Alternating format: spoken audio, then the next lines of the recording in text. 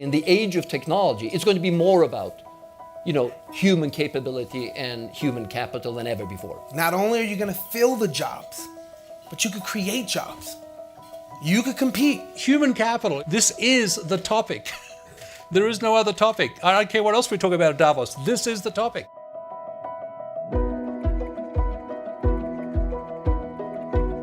A world of haves and have-nots is not going to end well. What we should be realistic about is to be able to take advantage of technology and apply your creativity, you have to have skills. There has to be a public-private partnership which acknowledges that legacy businesses and new businesses have a responsibility to retrain and mobilize and increase greater fluidity. And flexibility. That I think is the key issue. We have 500,000 open STEM jobs in America today. We're graduating 50,000 STEM graduates a year. A massive deficit. You put the immigration issue on top of this, we are in skills shortage on steroids. It's all of our responsibility to rewire or rehire our workforce.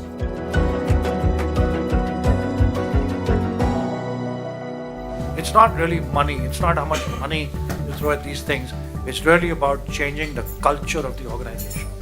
Does the organization move its mindset from an analog company to a digital company? We have to now create a class of worker that's an entrepreneur. If you start teaching these kids now, jobs are going to come that we can't even imagine because we're too busy using the technology for once. And they're going to use the technology for needs and solve their own problems by teaching them the skill sets. And that's the reason why you're fearful. Because you're using the technology for once. You want to make money. You want to be dominant in culture. These people need shit. And by giving them the skill sets to be their own cavalry, they will solve their own problems. What's wrong with the jobless future? People don't say, I want to go to heaven so I can work all day. There's misrepresentation of jobs, and it's associated with money and power rather than with purpose. So the question that we should be asking ourselves is, can we have a purposeless future? It's all about purpose. There will be an evolution, where we will work less, just like we've done in the past. Of course we'll work less. It's just a question of when and how, and it's going to be very disruptive. But we'll have to be able to make that switch and figure out what is the purpose then. You actually don't know you're living in the dark ages till the next age calls you the dark ages.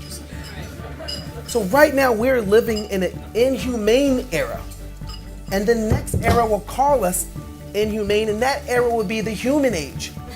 When humans can love one another, there's no more racism, we have time to take care of our kids. So maybe a jobless future is when we get to see one another and appreciate our differences because there's something just a little bit more powerful than how we misuse our power.